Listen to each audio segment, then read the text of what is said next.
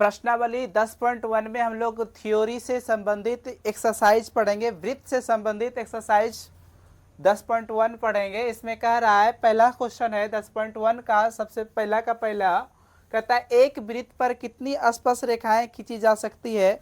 तो एक वृत्त पर अनेक स्पर्श रेखाएं खींची जा सकती है। जैसे कि देखिए एक ये वृत्त है, इस पर अनेक स्पर्श रेखाएं खींची जा सकती है। तो एक वृत्त पर कितनी स्पर्श रेखाएं खींची जा सकती है, तो अनेक, इसका उत्तर देना है।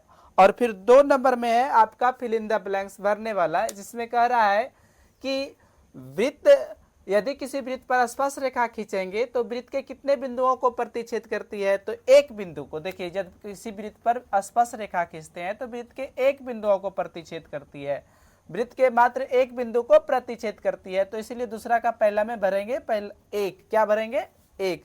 और यदि किसी वृत्त के दो बिंदुओं पर प्रतिच्छेद करती है तो इस रेखा का नाम हो जाता है छेदक रेखा। क्या हो जाता है, छेदक रेखा। दूसरा नंबर में भरेंगे छेदक, ठीक है।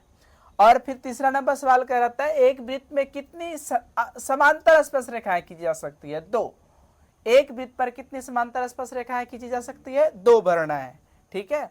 और फिर तीसरा नंबर क्वेश्चन है कि एक वृत्त पर जब स्पर्श रेखा खींचते हैं तो स्पर्श रेखा और वृत्त का हुआ बिंदु जो है उभयनिष्ठ बिंदु क्या कहलाता है, इस बिंदु का नाम होता है स्पर्श बिंदु।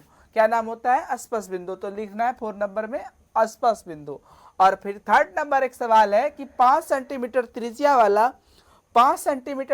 वाला एक वृत्त है जिसके बिंदु P पर जो है PQ एक स्पर्श रेखा है। यदि OQ की दूरी 12 सेंटीमीटर है तो PQ की दूरी ज्ञात करनी है। तो PQ, देखिए इस मॉडल को बनाने में एक समकोण त्रिभुज का निर्माण होता है। तो समकोण त्रिभुज में आपको दिख रहा है कि ये जो लंब जैसा भुजा है 5 सेंटीमीटर रेडियस हो गई वृत्त की, और ये आपका OQ समकोण के सामने वाली भुजा कर्ण है।